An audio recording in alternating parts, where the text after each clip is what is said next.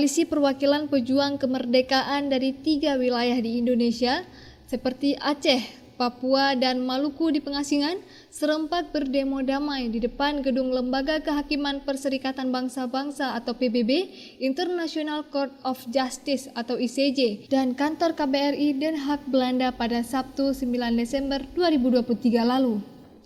Den Haag dipilih sebagai tempat perayaan Hari HAM Sedunia ke-75 oleh ketiga bangsa pejuang kemerdekaan itu, karena selain kota Jenewa di Swiss, kota Den Haag juga merupakan markas utama Mahkamah Internasional, sebuah cabang lembaga kehakiman Perserikatan Bangsa-Bangsa atau PBB, dan lembaga-lembaga internasional lainnya yang berfokus pada hak asasi manusia.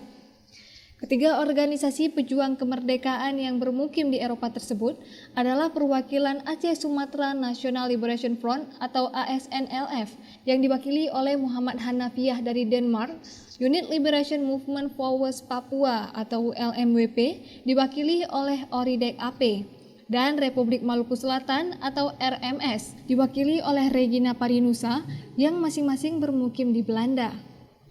Orasi dari 3 bangsa berbeda itu dilakukan secara bergiliran dengan 2 bahasa yang bertemakan tentang momen peringatan Hari HAM Sedunia ke-75 yang jatuh pada Minggu 10 Desember kemarin.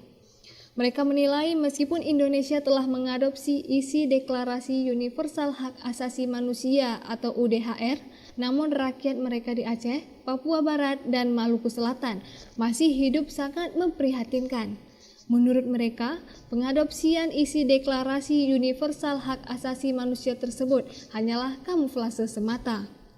Perwakilan dari Unit Liberation Movement for West Papua atau ULMWP, Oridek AP, membacakan pernyataan bersama. Berikut pernyataannya.